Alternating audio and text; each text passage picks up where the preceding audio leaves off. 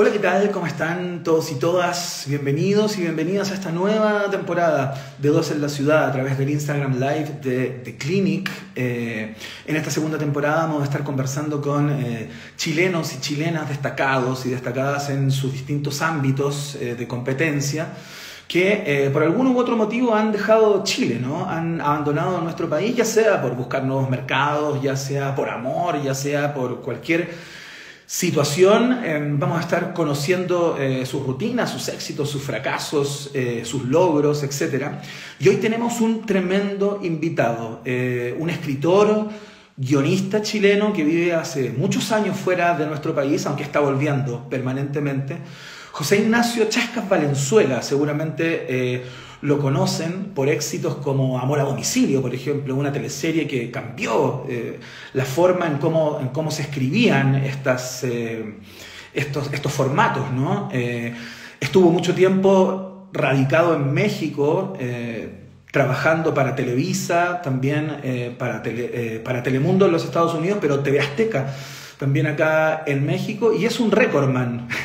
Es un récordman no tan solo por lo que hizo el año 2021 con la serie de Netflix escrita por él, Quien mató a Sara, que se convirtió rápidamente en la serie de habla no inglesa más vista en los Estados Unidos, con sobre 50 millones de espectadores en la primera semana de exhibición. Es un récord absoluto. Y por lo otro que tengo la impresión que es récordman, es por su capacidad de escritura. Es prolífico, pero que ni te cuento. Es una persona que está al mismo tiempo en un guión, en un libro infantil, en una teleserie, en una novela. O sea, es una cosa realmente increíble. Así que vamos a establecer contacto con él en este minuto para iniciar la conversación, a ver si lo podemos ubicar rápidamente. Ahí está.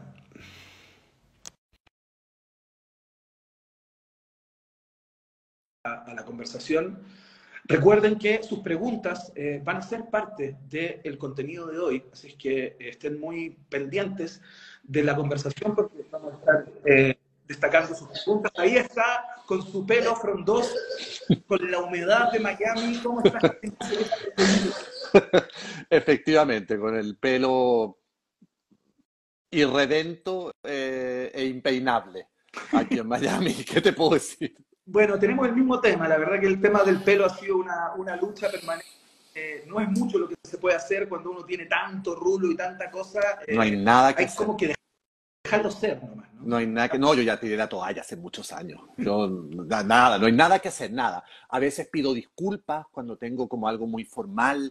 O, Claro, llego como pidiendo disculpas porque, bueno, por una cosa como de claro. decencia capilar, pero si no, a estas alturas que me importa nada. Oye, ¿nunca has pensado en cortarte el pelo? Así como en cambiar de look por Yo completo.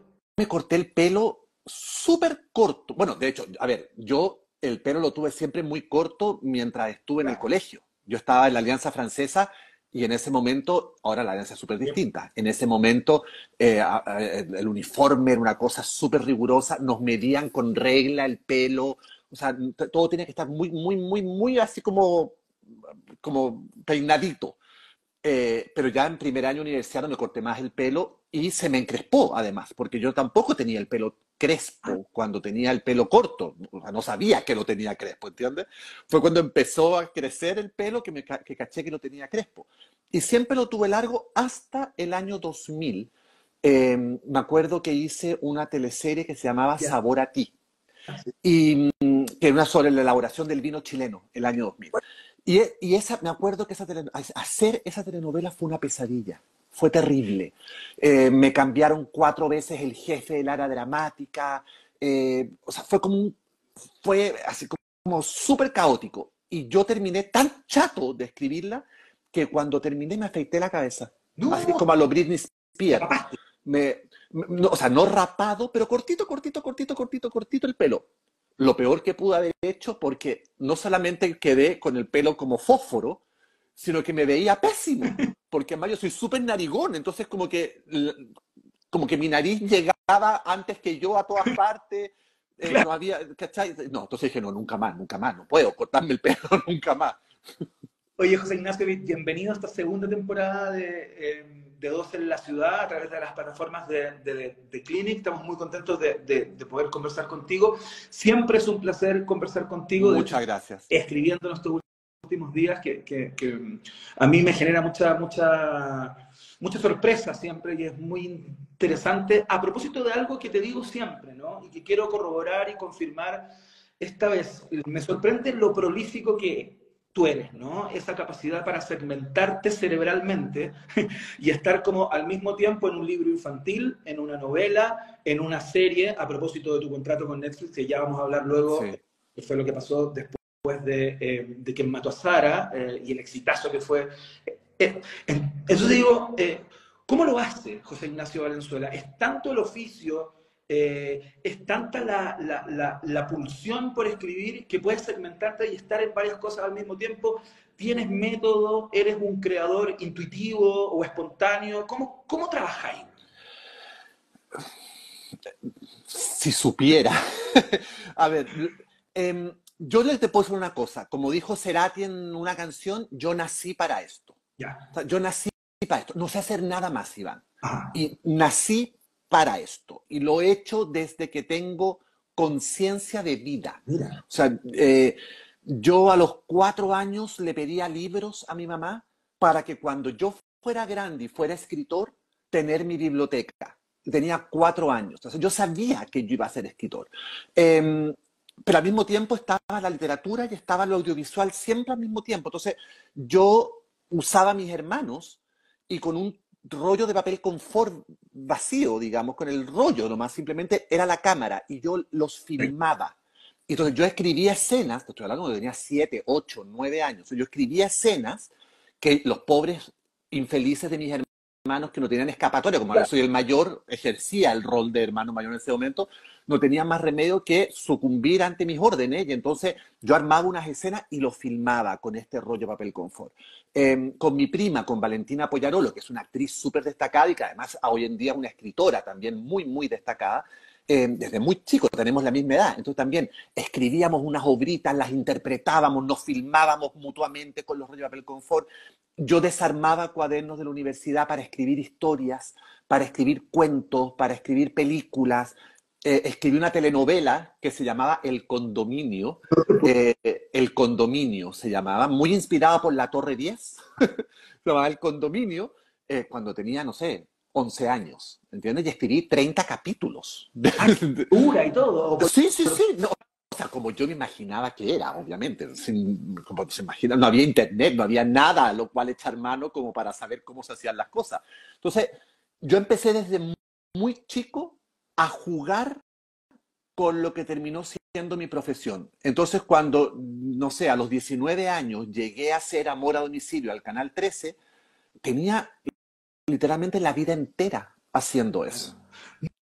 Nos preguntan acá quienes nos están viendo, ¿no? Y voy a complementar esta pregunta. Dicen, ¿cómo tiene tiempo para todo el Chasca? Y te complemento, es muy probable que solamente hagas esto. Es que es lo único que yo hago. O sea, yo soy escritor profesional, digamos, desde los 19 años, y digo profesional desde el momento que cobré un cheque por la escritura, que me pagaron por primera vez. Y eso fue a los 20 años cuando recibí el primer cheque de Amor a Domicilio. Claro. Y es lo único que he hecho siempre. O sea, yo nunca, no sé si ha sido una ventaja o una desventaja. A veces siento que es una desventaja, a veces siento que es una ventaja. Nunca fui mozo en un restaurante para pagarme los estudios y entonces llegaba a mi casa a las 11 de la noche a escribir, ¿me entiendes? Nunca tuve un trabajo que no fuera escribir.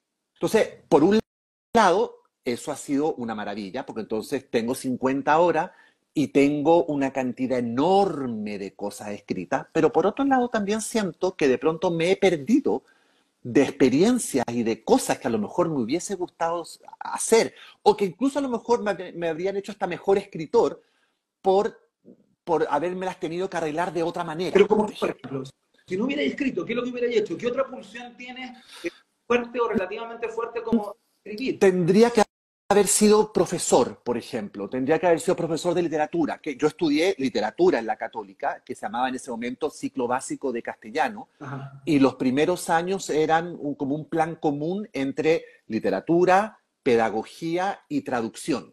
Y en paralelo a esa carrera estudié también estética, que es el estudio de las bellas artes. Entonces, claro, yo podría haber sido, no sé, crítico de arte, porque en estética nos enseñaban eso. Podría haber sido crítico de pintura, un curador de pintura, podría haber sido un profesor, a lo mejor hasta un traductor, sé 3 idiomas, a lo mejor podría, pero nada de eso, yo vine al mundo a hacer eso, ¿me entiendes? O sea, lo tendría que haber hecho a lo mejor para ganarme la vida y haberme enamorado en el camino del proceso.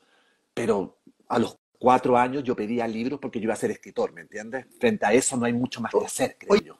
Oye, Chasca, y esta compulsión por escribir, ¿no? Entiendo que pasas muchas horas del día, hoy día en Miami, en otro Sí. momento en México, en Chile incluso, sentado frente al escritorio, escribiendo, craneando historias, estructurando historias. ¿No te ha interferido con tu vida familiar, por ejemplo, con tu pareja, que entiendo que siempre te conoció así, pero Sí, otra guitarra, ¿no? absolutamente.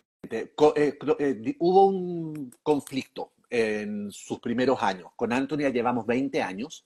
Efectivamente, Anthony me conoció cuando yo ya tenía 15 teleseries en el cuerpo, ¿entiendes? Tenía películas en el cuerpo, tenía 10 libros en el cuerpo.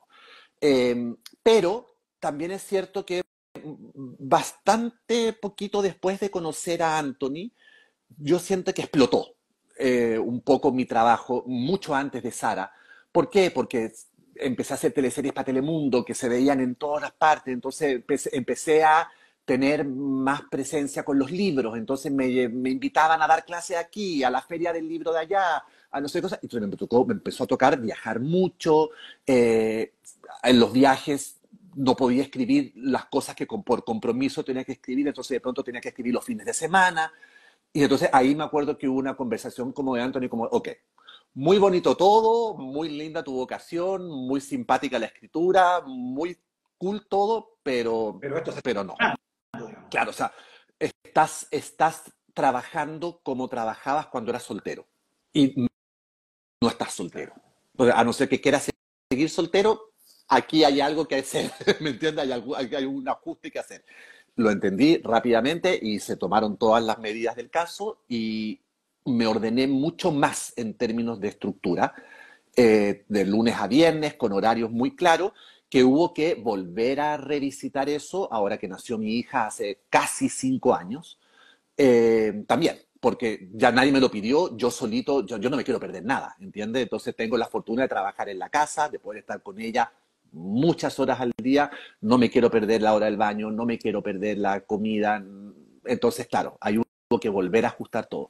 Pero a estas alturas ya soy viejo ya, pues entonces ya llevo 30 años haciendo lo que hago, entonces sé muy bien cómo ajustar, cómo apretar, cómo combinar, me ordeno muy bien, ¿me entiendes? Es más maña que fuerza, es saber acomodarlo. A propósito de la cantidad de obras tuyas, José Ignacio, vamos a hablar de algunas de ellas, fundamentalmente de las últimas que andan dando vueltas por ahí, cuando nadie te ve, este thriller de Gente como yo, que fue un podcast en una primera etapa que tiene mucho que ver con tu proceso junto a Anthony y las dificultades que tuvieron para llegar a Leonora, Sí. que anda por ahí dando vueltas seguramente, pero te quiero preguntar por el hit, ¿no? O por lo que uno percibe como el gran hit. Y más allá del trabajo que significó para ti la escritura de Quién mató a Sara, te quiero preguntar por cómo te pegó todo esto, ¿no? Les contaba a las personas antes de conectar contigo que tienes un récord con esta serie, ¿no? Mejor estreno de habla no inglesa en los Estados Unidos, sobre 50 millones de espectadores, entiendo, en la primera semana de Sí, edición sí. demencial, y pasó algo similar en muchos lugares del mundo, ¿no? Más allá de que nos reveles la fórmula, si es que Que la no la tienes, tengo. como ese, ¿cómo te pegó a ti? Porque claro, el trabajo de la escritura suele ser silencioso, uno sabe que tiene lectores por ahí cuando saca un libro infantil, una novela, eso se puede hasta medir, ¿no? Bueno, lo de Netflix también, pero las proporciones de una Mira, magnitud, o sea, si no estáis bien parado, igual te puede tirar los caracoles para el cerro, ¿no? absolutamente, pero yo agradezco mucho que Sara y lo que fue, porque de verdad Sara fue como un tsunami. fue un tsunami. Fue literalmente como una ola que me revolcó en la arena y terminé tragando arena, caracoles, el cochayuyo. Me trataba de parar y me pasaba esta ola de nuevo por encima. Así fue. Pero me pegó viejo. Me pegó. No me pegó a los 20, no me pegó a los 30. Y yo siempre pienso en mi cabeza, porque finalmente esta es una profesión en la que se te exhibe mucho para lo bueno y para lo malo. Y a mí me ha ido muy bien y me ha ido muy mal. O sea, he tenido grandes fracasos y he tenido grandes aciertos. Entonces he experimentado esos dos momentos. Y los dos momentos son momentos en los que uno queda como desnudo en mitad de la alameda, ¿entiendes? Porque lo que se está evaluando es algo que salió de tu cabeza. Entonces hay una sensación como de desnudez frente al éxito y frente al fracaso. Pero si yo a los 20 tuve este éxito enorme que fue Amor a Domicilio, que fue muy, comparativamente, digamos, fue muy grande, porque era lo primero que yo hacía. El Canal 13 venía perdiendo sistemáticamente hacía como 4 años, y de pronto esta teleserie chiquitita, absurda, de unas pizzas, una cosa, da un batatazo y yo no termino de escribir esa teleserie y recibo una oferta de Televisa para irme a vivir a México. Entonces, fue un exitazo muy grande en términos de rating, lo que tú quieras, pero para mí fue un exitazo muy grande. Yo siempre pienso que si a esa edad, a los 20 años, no se me... ¿Cómo dijiste? ¿No fueron los caracoles para el monte? Para el cerro, claro. Si, para el cerro, si no se me fueron los caracoles para el cerro a los 20 años, ya no se me fueron. Ya no se me fueron. Y porque además, como te digo, yo vengo preparándome de los 4 años para esto. Entonces, vengo preparándome de los 4 años no para ser famoso, no para nada de eso. Eso me carga esa parte. Vengo preparándome para ser escritor, vengo preparándome para contar historias, vengo preparándome para establecer un diálogo con un lector, con un espectador, ya sea de teatro, de cine, de tele. Para eso me he preparado toda la vida. Entonces, Sara fue un revolcón bestial que yo creo que le afectó más a mi gente que a mí. Claro. Porque además yo estaba encerrado en mi casa en pandemia. Estamos en pandemia cuando salió esto. No había, o sea, ni siquiera pude ir a un restaurante a tomarme una copita de champaña para celebrar. Cero. Yo estaba escribiendo la nueva serie. Yo estaba escribiendo la de los bomberos, donde hubo fuego. Entonces no tuve mucho tiempo como de internalizar realmente lo que estaba pasando, hasta que empecé a darme cuenta de las cifras. 55 millones de cuentas, no de personas, de cuentas en la primera semana. Eso se calcula que eran como 200 millones de personas. Ya vamos como en 2.000 millones de personas. O sea, ya una cosa, el mejor estreno de habla no inglesa de la historia de Netflix. No sé qué cosa, bueno, Jean Reno, ¿me entiendes? O sea, todo eso fue, y claro, mi teléfono sonaba mucho más, no paré de hacer prensa en 2 meses, y yo estaba desesperado, yo no quería que se acabara, porque yo estaba tan entretenido escribiéndole a los bomberos, porque yo nací para escribir, no para la farándula. Entonces, yo quería que se pasara rápido para poder volver a escribir mis bomberos, para poder volver a quedarme en pijama en mi casa, tecleando tranquilo. Así que fue un golpetazo porque, digamos, de alguna manera reubicó mi carrera, en el sentido de que entonces recibí ofertas distintas de personas a lo mejor con las que nunca hubiese trabajado si no fuera por Sara. Me conseguí un muy buen agente en Los Ángeles. Netflix me ofreció un contrato de exclusividad. O sea, claro, cambiaron muchas cosas. Trato que está vigente, ¿no? Está vigente hasta abril de este año. Perfecto. Quedó libre de nuevo en el 1 de mayo de este año, ya quedó libre de nuevo. Ese contrato, así como dato solamente, ¿no? Ese contrato te implica cumplir con ciertos plazos y con ciertas entregas que ponen en jaque de alguna manera tu espontaneidad creativa, tu libertad creativa, o tú cuando tienes algo es como primera opción o como única opción Netflix. ¿Cómo es? No hay imposición de nada. O sea, no es que tenga que hacer 4 series en 3 años o tantos capítulos. No, para nada. No podría trabajar así tampoco. Es un contrato de exclusividad en el sentido de que todo lo que yo escriba para la tele, para la pantalla, no para el cine, pero para la tele, va para Netflix. Y Netflix lo evalúa. nos gusta, lo hacemos. No nos gusta, pues piénsate otra historia.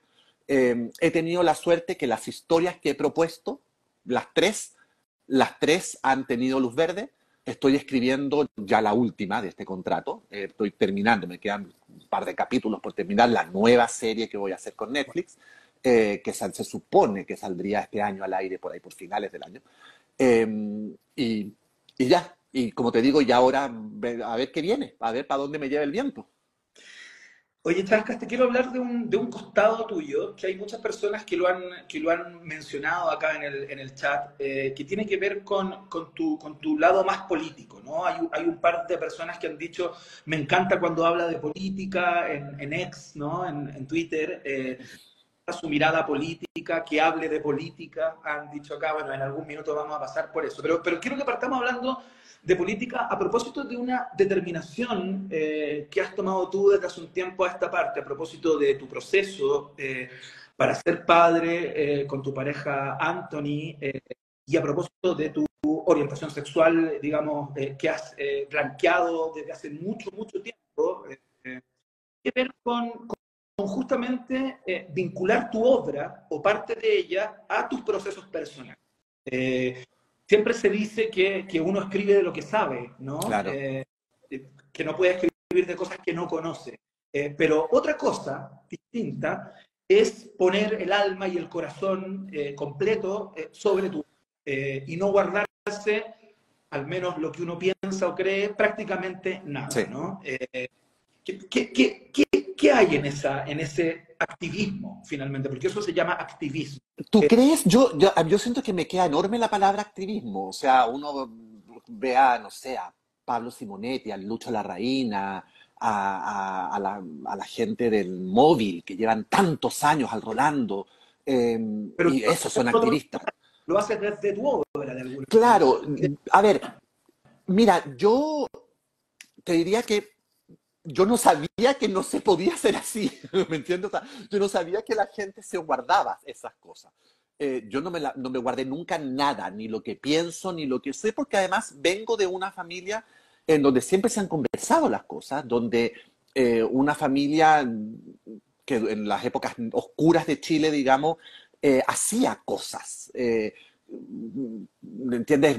Participaba de la poca política que había en ese momento, se hablaba mucho, se discutía mucho de política.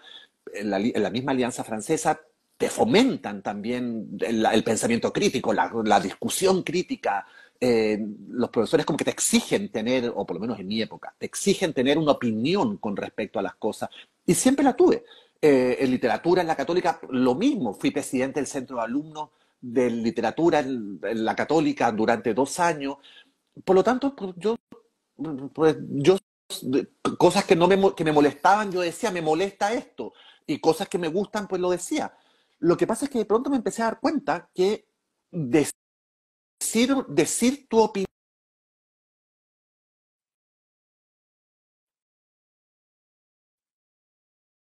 Se fue el audio. Ahí sí. Ahí Empecé a dar cuenta ya. Ahí, volví. llamen, por favor. Me están llamando por teléfono. Volví y me empecé a dar cuenta que decir tu opinión de pronto podía jugarte en contra en el trabajo, en el Canal 13, qué sé yo, y después más grande, pues entonces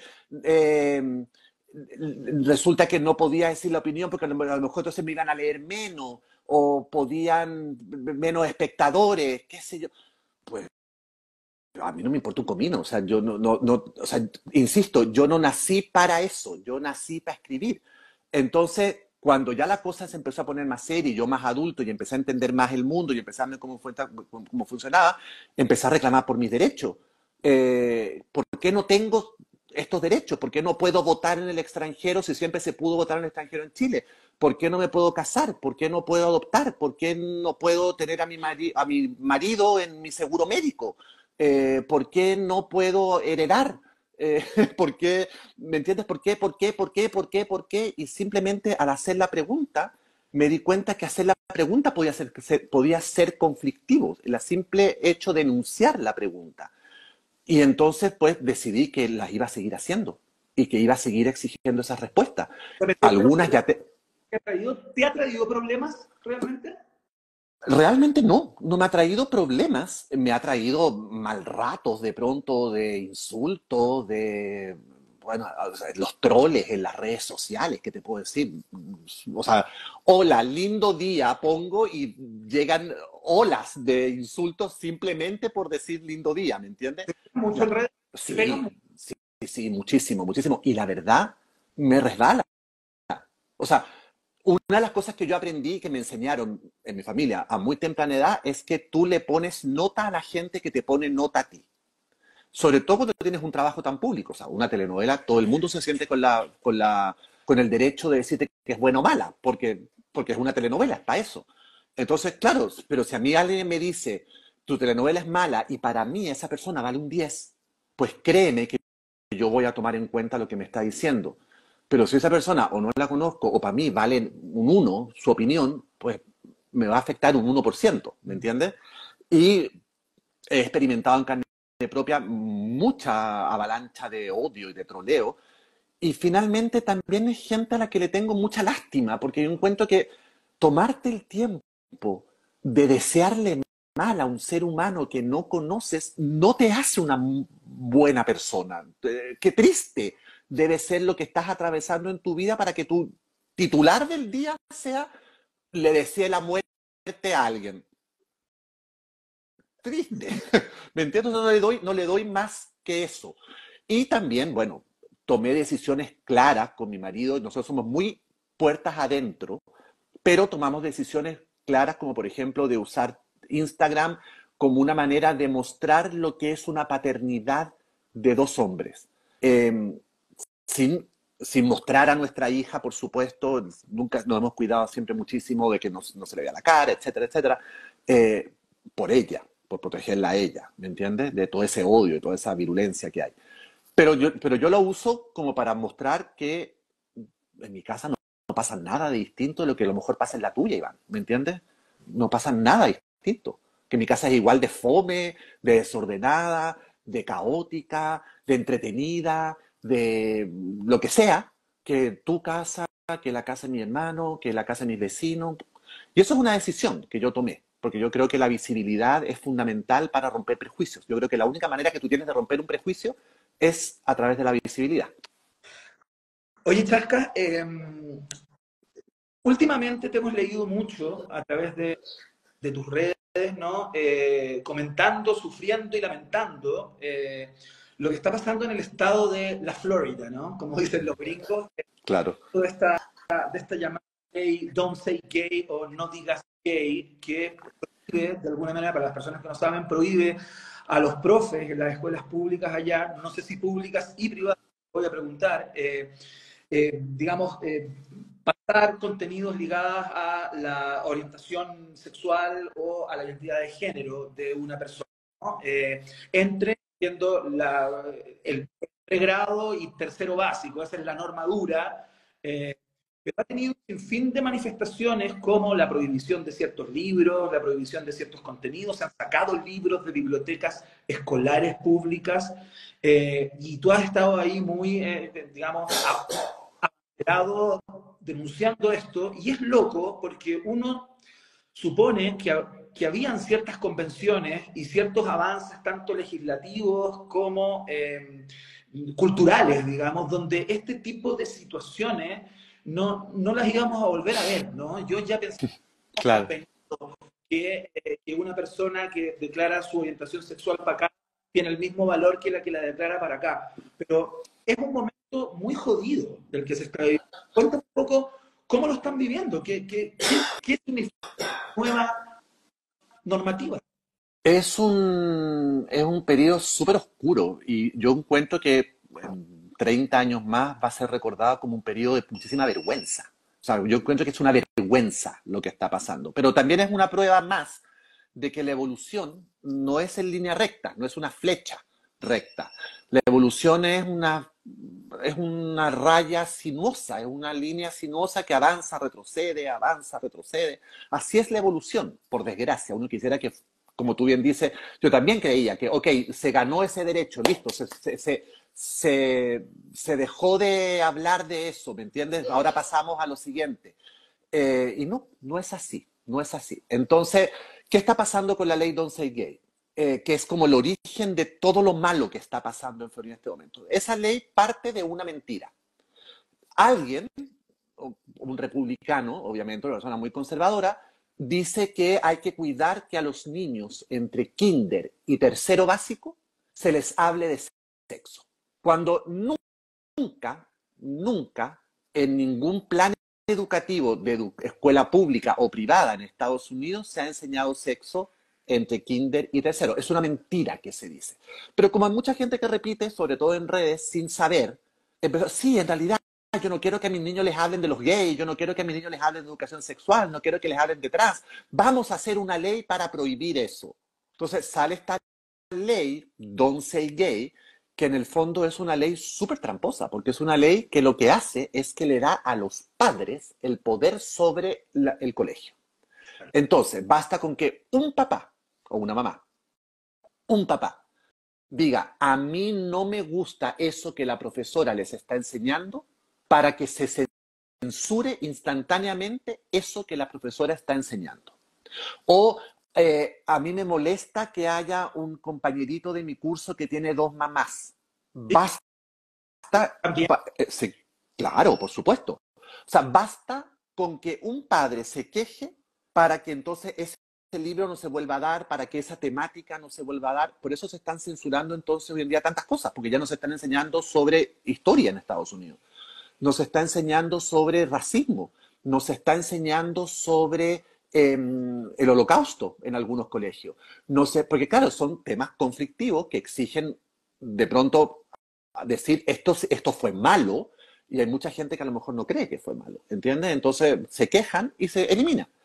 Pero entonces al poquito tiempo, Iván, quedó demostrado que esto era una mentira, porque entonces no había cumplido un año la ley que iba de kinder a tercero básico, y la aumentaron hasta cuarto medio. Entonces, hoy en día, en todos los colegios de educación pública, no privada, pública, en todos los colegios de educación pública, la ley Don't Say Gay aplica para todos los alumnos. Y se espera, en marzo de este año hay una votación aquí en Florida para ver si se extiende al ámbito laboral. Entonces, al ámbito laboral, trabajo, claro, de oficinas de gobierno, de trabajo público, ¿me entiendes? O sea, ahí te empiezas a dar cuenta que no se trata de proteger a los niños, ahí ya no se trata de que a mis hijitos no les enseñen educación sexual a los 8 años, no. Se trata, digamos que hay una estrategia detrás de esto, que es empezar a meter adentro del closet a toda esta gente de nuevo, y por otro lado, empezar a blanquear la historia, porque ya no se estudian temas de raza, no se estudian temas de etnias, no se estudian temas sobre el esclavismo aquí en Estados Unidos, ya no se están estudiando esos temas. Porque entonces, ¿cuál es el problema? Si un padre se queja o demanda al colegio, ese colegio público deja de recibir el financiamiento que recibe del gobierno estatal. Entonces, los mismos directores de colegio, antes de que pase algo, se están autocensurando. Los directores le están pidiendo a los profesores, por favor, no se metan en camisas de once varas, por favor, no hablen del racismo, por favor, no se metan, saquen ese póster con el arco iris del salón de clase. Y entonces, ¿qué ha pasado? Que se han sacado de bibliotecas y colegios 675 libros, que sean, entre ellos los de Isabel Allende, García Márquez, uno mío, se han sacado de los colegios esos libros. Pero en paralelo se han prohibido, o sea, cuando digo los 675 es que estaban en los colegios y los sacaron de los colegios. Pero se han prohibido más de 5.000 libros. O sea, hay 5, y la cifra sube todos los días. En este momento hay como 5.000 y tantos libros que ya no llegaron a los colegios o a las bibliotecas públicas. Eso es lo que está pasando. Nos preguntan acá, ¿esto pasó a partir de Donald Trump y su ideología? o esto venía de antes, se venía fraguando de antes? ¿Cuánto influyó esa administración en este tipo de medidas? Nos preguntan. Bueno, a ver, el activismo puritano, conservador, digamos, de ultraderecha siempre ha existido. Y siempre estaba la pelea de estos conservadores. Lo que pasa es que Trump les dio permiso. Trump los sacó un poco como de las catacumbas y los puso al centro de la discusión. Y digamos que todo esto en Florida viene a raíz de la elección del gobernador, que es Ron DeSantis, que es un trumpista muy, muy de hueso colorado, que le dio mucha autoridad a mucha gente que hoy en día tiene el poder de hacer eso. De hecho, una de las principales promotoras de la censura de los libros aquí en Florida es un grupo que se llama Moms for Liberty, Madres por la Libertad, imagínate. O sea, además por la libertad. Estuvo dando vueltas en Chile, ¿no? Te acordarás de ese. Exactamente. Entonces, las Moms for Liberty son este grupo, son mujeres, son mamás, preocupadas por la educación, que han hecho todos los lobbies que te puedan imaginar y son ellas las responsables directas de la censura de los libros acá en Florida. Ahora, ¿quieres que te cuente el chisme más sabroso de la época? La creadora de las Moms for Liberty, una señora que se llama Bridget Silver, algo así, está en el ojo del huracán porque salieron unos videos de ella haciendo tríos sexuales con el marido, con otra mujer. Entonces, y la otra mujer, la tercera del trío, digamos, que no es la creadora de los Mom for Liberty ni su marido, el marido de esta Mom for Liberty es el presidente del Partido Republicano en Florida, que hoy tuvo que renunciar a raíz del escándalo, porque la tercera, la mujer, lo demandó por violación y agresión. Uy, pero ¿quién es? Entonces, esta señora, la Man for Liberty, que lleva 2 años en esta cruzada moral, limpiando los colegios de pornografía, censurando escritores, cerrando los clubes de niños gay en los colegios, sacando póster de los salones de clase, sacando libros, prohibiendo que se hable sobre racismo, prohibiendo, señalando con el dedo, haciéndole la vida miserable al resto, es una señora bisexual que goza de los tríos sexuales, cosa que me parece fabuloso. Nadie la critica por eso. Lo que uno dice, espérate un momentito, es la hipocresía. Porque, ¿me entiendes? Oye, Chasca, cuando te escucho hacer esta descripción tan apasionada y sufriente en algún lugar, por cierto, a propósito de esta locura que se está viviendo, me pregunto, ¿es ese estado el lugar para vivir con tu marido y con tu hija? ¿Es el lugar donde tú debieras vivir hoy? Obviamente que no, obviamente que no. Pero también hay una realidad. O sea, nosotros con Anthony día por medio decimos nos tenemos que ir. Porque además, por ejemplo, nosotros nos compramos una casa con Anthony en un barrio, acá en Miami, que es un barrio que tiene los mejores colegios en los rankings, digamos, los mejores colegios de educación pública. Cuando me tocó matricular a mi hija, no pude matricularla porque salió la ley de 11 y gay. ¿Me entiendes? Entonces no pude matricular en un colegio público porque obviamente si mi hija hace un dibujo donde aparece un papá y el otro papá y ella al medio, tienen que destrozar ese dibujo porque es ilegal, no lo pueden mostrar, porque un papá se puede quejar y pueden demandar al colegio. Entonces, obviamente que me afecta de manera directa eso. Además, este gobernador ha permitido que se hagan las marchas nazis que se hacen todos los domingos frente a Disney en Orlando. Y cuando digo marcha nazi, no es una exageración. Métete en Google y pon nazi Florida 2024 y vas a ver las fotos con las suásticas, con las banderas, haciendo el Heil Hitler, en el puente aquí a 2 kilómetros de mi casa. Por un lado dices, claro, ¿qué hago yo aquí? Pero por otro lado, aquí es donde vivo. Aquí es donde me compré mi casa. Aquí están mis papás, aquí está mi hermana, aquí está mi suegra. Leonora tiene a sus 2 abuelos chilenos, tiene a su abuela puertorriqueña, tiene a su tía, tiene a sus primos, va al colegio aquí, tiene a sus amigos aquí. Tampoco. Entonces, hay días que digo, pero que se jodan, o sea, no los voy a dejar que me echen. Si aquí quiero estar en este momento, aquí se armó esto. mi marido es gringo, mi hija es gringa, no me puedo ir a vivir a Chile, no tienen visa para vivir en Chile, ¿me entiendes? ¿Para dónde me voy a ir? O sea, voy a dejar que me echen. En el fondo es como eso.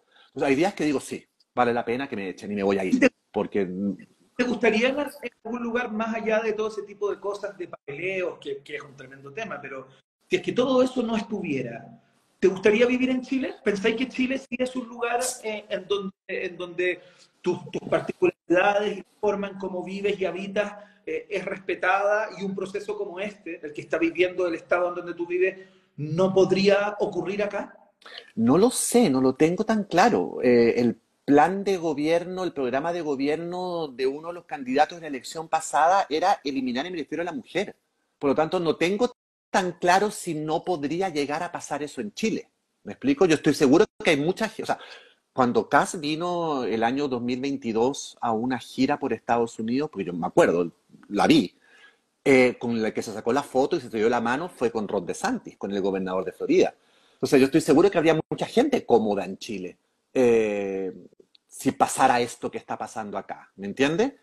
Que es lo que a mí más me perturba, que de pronto gente con la que tú te has conversado toda la vida, que son tus amigos, tus vecinos, te dicen, bueno, sí, en realidad no es tan malo que censuren libros, porque a lo mejor no todo lo... Y tú dices, pero, espera, o sea, ¿cómo? ¿Me entiendes? Estoy seguro que eso pasaría en Chile. Está pasando en España, con Vox, pasó en Italia, con Meloni, pasó en un montón de países, pasó en Brasil. Mira lo que está pasando en Argentina ahora. Eso no sé cómo va a terminar lo de Argentina, ¿me entiendes? No, o sea, soy incapaz de hacer una predicción de aquí a un mes en Argentina. Por lo tanto, ¿por qué no podría pasar en Chile? Por supuesto que podría pasar en Chile. Yo podría vivir en Chile, me encanta Chile. Durante mucho tiempo tuve una casa en Chile y viajábamos con Anthony, pasábamos largas temporadas en Chile. Hubo un tiempo incluso que pasamos más de un año. O sea, él no tiene visa más que de turista, entonces tenía que estar 3 meses, salía, volvía, etcétera. Hoy en día es un poco más complicado porque tengo una hija en el colegio, entonces es más complicado. Y además también es complicado para mí, aunque no lo creas, porque yo hice toda mi carrera fuera de Chile. Yo me fui a los 20 años de Chile, tengo 50. Entonces, no tengo mucha red laboral en Chile. No la tengo, por más absurdo que suene, pero Pero no la igual tengo. podría trabajar desde Por Chile, a propósito. supuesto, por supuesto, por supuestísimo, por supuestísimo, y más si es mirando el mar, más todavía. ¿Me entiendes? Pero yo no sé qué ir a hacer de mi vida, no tengo idea. Digamos que en los planes inmediatos o a mediano plazo no están contemplados ir a Chile porque habría que resolver temas de visas que habría que Oye, resolver. Chasca, se nos está yendo el tiempo, ha pasado volando esta conversación. Te quiero preguntar que nos cuentes acerca de lo que viene o de lo que ha pasado en el último tiempo, ¿no? Cuando nadie te ve, este thriller que está ahí disponible, mira, lo tienes ahí a mano, fantástico, has estado haciendo la promo por varios países del continente en este último tiempo. ¿Qué hay ahí? Cuéntate un poco. A ver, fíjate que me pasó una cosa muy fuerte con este libro, con Cuando nadie te ve. ¿Eh? Porque descubrí que todos mis libros para adultos, El filo de tu piel, La mujer infinita, Gente como yo, se me olvidan ya. Todos mis libros para adultos, de alguna manera, eran como libros de nicho. Eh, Ajá. Eran como de nicho, o sea, Gente como yo era un libro con una historia de amor entre dos hombres que querían ser padres. Entonces, es como de nicho finalmente. El filo de tu piel, la historia de dos hombres que se enamoran y rompen. También es como de nicho. La mujer infinita, lo mismo. Entonces, de pronto saco este libro, que es un thriller, y entro a todos los listados de los más vendidos en todas partes, y digo, ah, claro, así se debe sentir entonces escribir libros mainstream, Claro, ¿me entiendes? una ruta. Exactamente, porque claro, yo no sé si mi papá, como digamos, como una figura, digamos, hubiese ido a una librería a comprar Gente como yo, pero sí este, ¿entiendes? Entonces me pasó una cosa muy fuerte, me pasó un poquito como con Sara, que de pronto llegué como a unos lugares literarios que no había llegado nunca. Ajá. Porque no cuento los libros infantiles y los juveniles porque se tienen un público y un canal distinto. Pero esta cosa de que en los aeropuertos, de que no esté el libro y que entonces, no sé, si tú pones hashtag cuando nadie te ve en Instagram, vas a ver cientos de reseñas de ¿cómo se dice? Bookstagrammers opinando del libro. O sea, en fin, no he parado de hacer prensa del libro, no porque yo esté haciendo la prensa, sino que porque como que no muere la prensa, ¿entiendes? De hecho, este domingo me voy a España, a Madrid, por 4 días a ver más trabajo de esto, de este libro. Viene una gran presentación, gran aquí en Miami, el 31 de enero, de Cuando nadie te ve. O sea, como que sigue, y ya se va a cumplir un año de que salió publicado en España.